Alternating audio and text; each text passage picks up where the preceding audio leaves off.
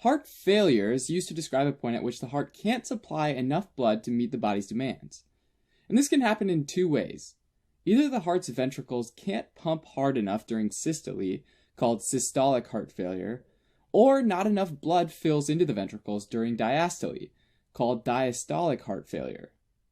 In both cases, blood backs up into the lungs, causing congestion or fluid buildup, which is why it's also often known as congestive heart failure, or just CHF. Congestive heart failure affects millions of people around the world, and since it means that the body's needs aren't being met, it can ultimately lead to death. Part of the reason why so many people are affected by heart failure is that there are a wide variety of heart diseases like ischemia and valvular disease that can impair the heart's ability to pump out blood and, over time, can ultimately cause the heart to fail. Alright, so first up is systolic heart failure. Kind of a mathematical way to think about this one is that the heart needs to squeeze out a certain volume of blood each minute, called cardiac output, which can be rephrased as the heart rate, or the number of beats in a minute, multiplied by the stroke volume, the volume of blood squeezed out with each heartbeat. The heart rate's pretty intuitive, but the stroke volume's a little tricky. For example, an adult heart might beat 70 times per minute, and the left ventricle might squeeze out 70 milliliters per beat. So 70 times 70 equals a cardiac output of 4,900 milliliters per minute, which is almost 5 liters per minute. So notice that not all of the blood was pumped out, right? And the stroke volume is only a fraction of the total volume. The total volume might be closer to 110 milliliters, and 70 milliliters is the fraction that got ejected out with each beat. The other 40 milliliters kind of lingers in the left ventricle until the next beat, right? In this example, the ejection fraction would be 70 milliliters divided by 110 milliliters, or about 64%. A normal ejection fraction is around 50 to 70%. Between 40 to 50% would be considered borderline, and anything about 40% or less would indicate systolic heart failure, because the heart's only squeezing out a little bit of blood each beat.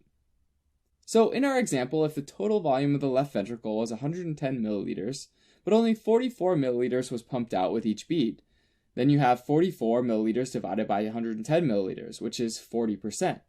And we would say that person is in systolic heart failure. Now, in addition to systolic heart failure, you've also got diastolic heart failure, which is where the heart's squeezing hard enough, but not filling quite enough. In this case, again, the stroke volume is low, but the ejection fraction's normal. How's that? Well, it's not filling enough, so there's a low total volume, say about 69 milliliters. Well, even though both are low, 44 milliliters divided by 69 milliliters is still 64%. In this situation, the failure is caused by abnormal filling of the ventricle so that the chamber doesn't get fully loaded or stretched out in the first place. Another term for this is having a reduced preload, which is the volume of blood that's in the ventricle right before the ventricular muscle contracts. An important relationship between systolic and diastolic function is the Frank-Starling mechanism, which basically shows that loading up the ventricle with blood during diastole and stretching out the cardiac muscle makes it contract with more force, which increases stroke volume during systole. This is kind of like how stretching out a rubber band makes it snap back even harder, except that cardiac muscle is actively contracting, whereas the rubber band is passively going back to its relaxed state. Alright, so heart failure can affect the right ventricle or the left ventricle or both ventricles. So someone might have right-sided heart failure, left-sided heart failure, or both, which is called biventricular heart failure, each of which can have systolic or diastolic failure. Having said that, if less blood exits either ventricle, it'll affect the other since they work in series. So left-sided could cause right-sided, and vice versa. So these terms really refer to the primary problem affecting the heart, basically which one was first.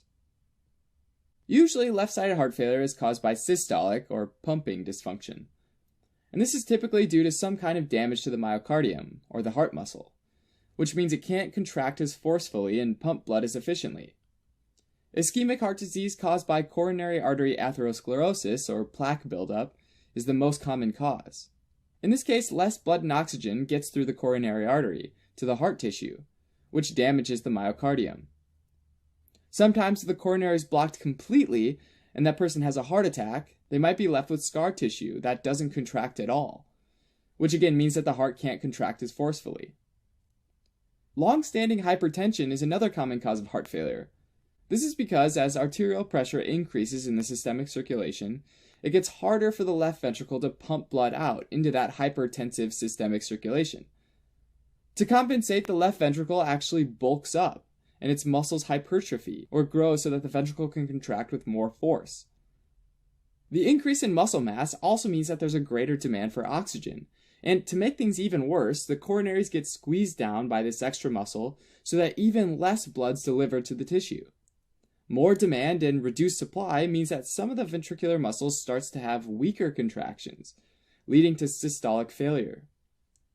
Another potential cause would be dilated cardiomyopathy, where the heart chamber dilates or grows in size in an attempt to fill up the ventricle with larger and larger volumes of blood, or preload, and stretch out the muscle walls and increase contraction strength via the Frank-Starling mechanism. Even though this can actually work for a little while, over time the muscle walls get thinner and weaker, eventually leading to muscles that are so thinned out that it causes systolic left-sided heart failure.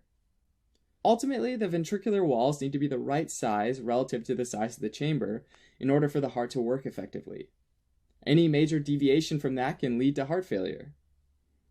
Alright, even though systolic failure is most common in left-sided heart failure, diastolic heart failure or filling dysfunction can also happen. In hypertension, remember how the left ventricle hypertrophied? Well, that hypertrophy is concentric, which means that the new sarcomeres are generated in parallel with existing ones. This means that as the heart muscle wall enlarges, it crowds into the ventricular chamber space, resulting in less room for blood, meaning that in addition to contributing to systolic dysfunction, hypertension also can cause diastolic heart failure. Concentric hypertrophy leading to diastolic failure can also be caused by aortic stenosis, which is a narrowing of the aortic valve opening, as well as by hypertrophic cardiomyopathy, an abnormal ventricular wall thickening, often from a genetic cause. Restrictive cardiomyopathies are yet another cause. In this case, the heart muscle gets stiffer and less compliant, and therefore the left ventricle can't easily stretch out and fill with as much blood, which leads to diastolic heart failure. When the heart doesn't pump out as much blood, there's decreased blood flow to the kidneys, which activates the renin-angiotensin-aldosterone system, ultimately causing fluid retention, which fills the heart a bit more during diastole and increases preload, which increases contraction strength, again by the Frank-Starling mechanism. Unfortunately, just like the other strategies, in the long term, retaining fluid so that more fluid remains in the blood vessels typically leads to a large portion of it leaking into the tissues and can contribute to fluid buildup in the lungs and other parts of the body, which can worsen the symptoms of heart failure. Alright, so a major clinical sign of the heart not being able to pump enough blood forward to the body is that the blood starts to back up into the lungs. A backup of blood in the pulmonary veins and capillary beds can increase the pressure in the pulmonary artery and can also result in fluid moving from the blood vessels to the interstitial space, causing pulmonary edema or congestion. In the alveoli of the lungs, all this extra fluid makes oxygen and carbon dioxide exchange a lot harder, since a wider layer of fluid takes more time for oxygen and carbon dioxide to diffuse through, and therefore patients have dyspnea or trouble breathing, as well as orthopnea, which is difficulty breathing when lying down flat, since that allows venous blood to more easily flow back from the legs and the gut to the heart and eventually into the pulmonary circulation. This extra fluid in the lungs causes crackles or rales to be heard on auscultation while the patient breathes.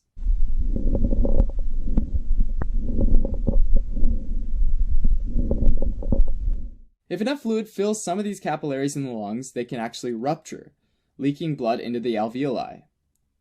Alveolar macrophages then eat up these red blood cells, which causes them to take on this brownish color from iron buildup. And then they're called hemosiderin-laden macrophages, also known as heart failure cells. For left-sided heart failure, certain medications can be prescribed to help improve blood flow, like ACE inhibitors, which help dilate blood vessels, as well as diuretics to help reduce the overall fluid buildup in the body, which helps prevent hypertension from worsening the heart failure. Now let's switch gears and think about right-sided heart failure, which is actually often caused by left-sided heart failure. Okay, remember how fluid buildup increased the pressure in the pulmonary artery? Well, this increased pulmonary blood pressure makes it harder for the right side to pump blood into. In this case, the heart failure would be biventricular, since both ventricles are affected. Someone can also have isolated right-sided heart failure, though, and an example of this would be a left-to-right cardiac shunt. In these cases, there might be a cardiac shunt like an atrial septal defect or a ventricular septal defect that allows blood to flow from the higher pressure left side to the lower pressure right side, which increases fluid volume on the right side and can eventually lead to concentric hypertrophy of the right ventricle, making it more prone to ischemia, which is a systolic dysfunction, and have a smaller volume and become less compliant, which is a diastolic dysfunction. Another potential cause of isolated right-sided failure is chronic lung disease. Lung diseases often make it hard to exchange oxygen, right? Well, in response to low oxygen levels, or hypoxia, the pulmonary arterioles constrict, which raises the pulmonary blood pressure. This, just like before, makes it harder for the right side of the heart to pump against, and can lead to right-sided hypertrophy and heart failure. When chronic lung disease leads to right-sided hypertrophy and failure, it's known as cor pulmonale. With left-sided failure, blood gets backed up to the lungs. With right-sided failure, blood gets backed up to the body, and so patients have congestion in the veins of the systemic circulation. One common manifestation of this is jugular venous distension, where the jugular vein that brings blood back to the heart takes on more blood and becomes enlarged and distended in the neck.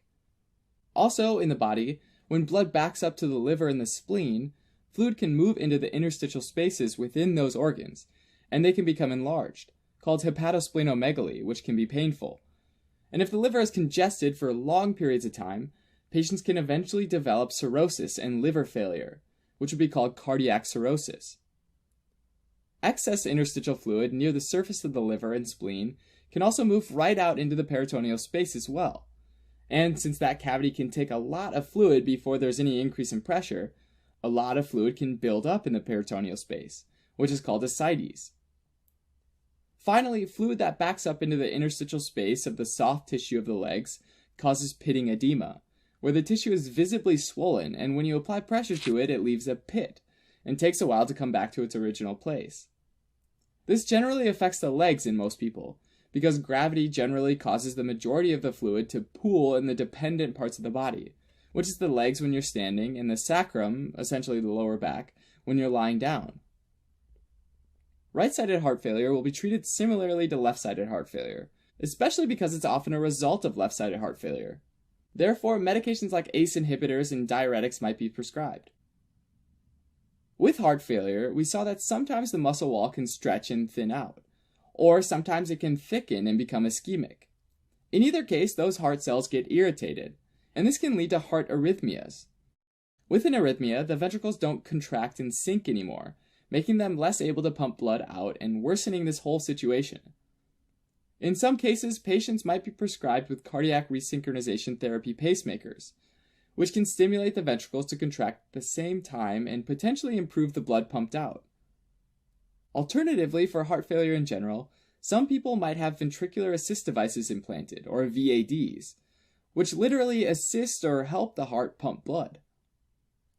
In end-stage situations, though, where other forms of treatment have failed, patients might have a heart transplant. Thanks for watching. You can help support us by donating on Patreon, or subscribing to our channel, or telling your friends about us on social media.